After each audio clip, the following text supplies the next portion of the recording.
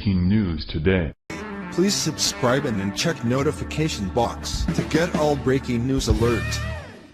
Texas hero horrifically attacked while saving countless flood victims after racists see his boat. This past weekend, Texas was hit by Hurricane Harvey that has left 5 dead and many people struggling to survive as floodwaters continue to rise. Over the last couple days, harrowing images of how bad the conditions are on the Gulf Coast of Texas have been posted on social media and the news, but there are also some bright spots. While the liberal media and violent groups such as Antifa and Black Lives Matter continue to try and tear the country apart, true Americans have stepped forward to help those in need. However, the relentless left does not give up easily and viciously attacked one Texas hero after spotting what he had on his boat. There are many stunning and horrific images coming out of Texas right now as historic rainfall continues to fall on the already drenched region. Though while there are plenty of accounts that are truly heartbreaking to hear, there are also many acts of bravery and heroism happening too. Neighbors have been helping neighbors escape the rising floodwaters as families are trapped with no place to go. The media has reported that anyone that is not a part of a professional rescue team to stay out of floodwaters. However, this is Texas and they don't play by those rules. These hard-working individuals will stop to help neighbor in need no matter what. So, it was no surprise that many of these true Americans stopped what they were doing to help their neighbors in distress. Well, one former Hillary Clinton staffer, Logan Anderson, was watching the news when she became incredibly triggered. You see, as Anderson was watching the heroic efforts of good citizens saving people from the floodwaters, she could not help but notice a Confederate flag on one of the rescue boats that was busy helping people of all races. Instead of using this as a learning tool that the Confederate flag does not represent white supremacy or that it signifies he is a racist, she had to blast the Good Samaritan on Twitter. The left is willing to paint this man a racist just because of a flag they know nothing about.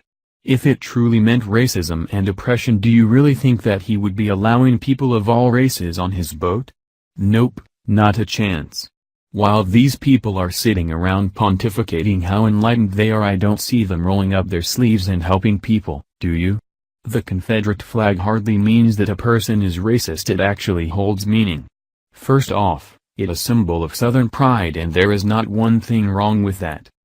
This man was taking the time out of his day to help his neighbors that were in need, and that is his true character. However, don't bother trying to tell Anderson that because while she was mocking this amazing man for helping those in need, she was busy tweeting from California, where Antifa was simultaneously protesting at Berkeley. Now, you can see the true spirit of this particular individual. Instead of Logan Anderson doing something to help those that have been affected, she chooses to be just another social justice warrior and cause more division. People all over Texas are stepping in to help those in need, and it does not matter what race they are, to save a life. For instance, here is one man who was not a part of any professional rescue team helping people who were trapped.